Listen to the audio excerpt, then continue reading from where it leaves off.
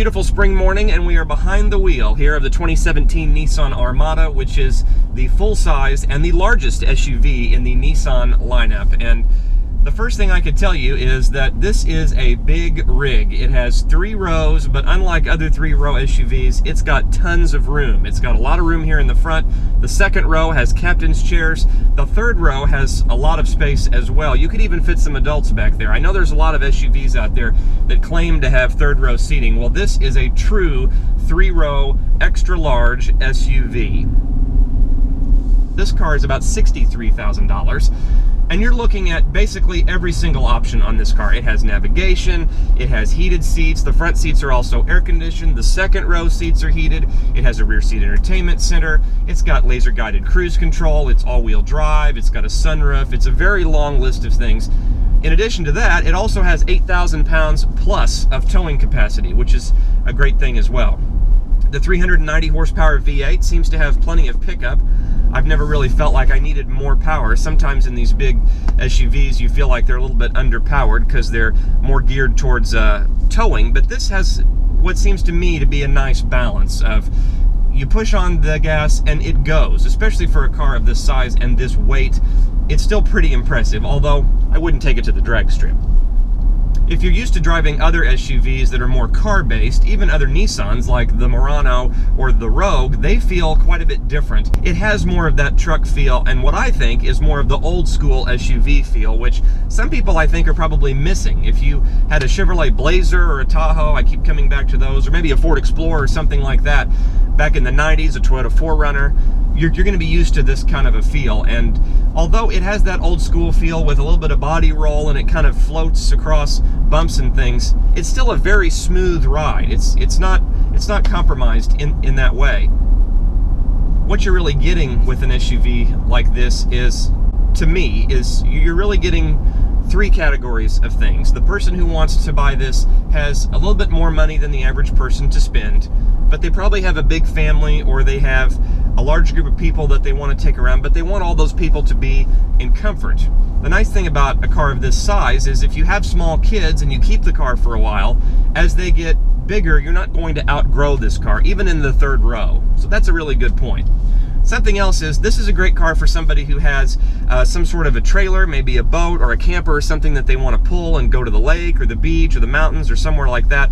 This has a serious amount of towing capacity, and so you can do that, and it's got a lot of extra features on here to help with towing. And so that's the second category, the first being the space. But the third category is you want it to be a little bit luxurious, and you can see these beautiful leather seats. You've got some nice leather here on the door, there's wood trim, there's leather on the dash, lots of nice stitching. And so when you look at all those features together, it's just a nice place to be, and it's very comfortable. Now, some folks might think a car of this size would be a con because it's a little bit hard to drive or a little bit hard to place on the road. Well, this car I've been driving around for quite a while, and I can tell you that I really don't feel that way about it. It actually has an excellent turning radius, an even better turning radius than some smaller SUVs that I've driven. And so that really adds to the overall maneuverability if you're in a parking lot or you're wanting to try to get into a little bit of a tighter space. So that's a pro. Some other pros on the list, in addition to the towing and the space, is really that price, $63,000. And that may sound like a lot, but when you consider that the Ford Expedition is $68,000, the Toyota Sequoia is pushing $65,000, it's probably the closest in price. And then the Chevrolet Tahoe gets into the 70s, and if you go to the GMC Yukon Denali, it's not hard to crack the $80,000 mark. And so very quickly you can see that this just has a very nice spot in the marketplace to be able to get something for this price that's this luxurious and to have all of these features. And they're all very easy to use. You know, lots of cars have nav systems these days, but I'm becoming more and more critical of their systems because some of them are easy to use and some are not. But this one is pretty self-explanatory. You've got plenty of nice buttons, but they're nice and large and there's not too many of them. Well, if you're going to test drive a 3-row SUV, one of the places that you want to check out for comfort is the second row. So I've got somebody else driving and I'm checking out what it's like back here. And as you can see, it's quite spacious. I'm almost 6 feet tall and I've got tons of leg room here in either seat, no matter how far back the driver and passenger seats are. Got a lot of space here for armrests that you can share with the person next to you.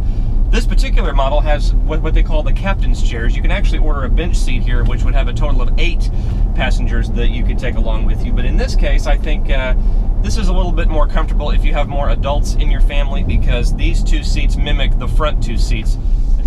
Some other things on the cons list: gas mileage, 14 miles per gallon in town and 19 on the highway.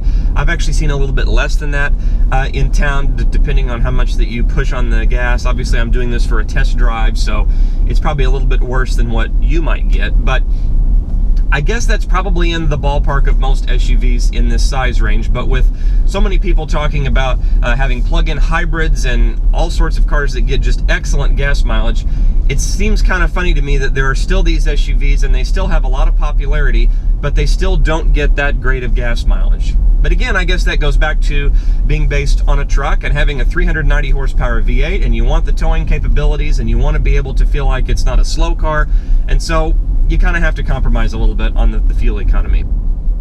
So what's the verdict? Should you buy a car like this? Well, I think if you have a big family or you have a lot of people that you want to carry around and you want to do so in a luxurious manner and for everybody to be comfortable, especially for adults, my goodness, the second row captain's chairs, as you saw, they are just really, really comfortable. If you want to tow something, if you have something big that you want to tow, and if you just want to be able to haul a bunch of stuff too, even if you don't have a ton of people, I think this is a great alternative to the other big SUVs that are on the market. It may not be as luxurious as, say, a Lexus or something like that, or even the Infiniti version of this, which is like its cousin, but it's more affordable. So you can kind of trade that out, but you still get a very nice interior. It's a pleasant place to be. And it has a heated steering wheel. Can't argue with that. Well, I hope you've enjoyed this shortened review segment. We're hoping to do a lot more of these. They're called Quick Looks, and you can check out a lot more on philsmorningdrive.com.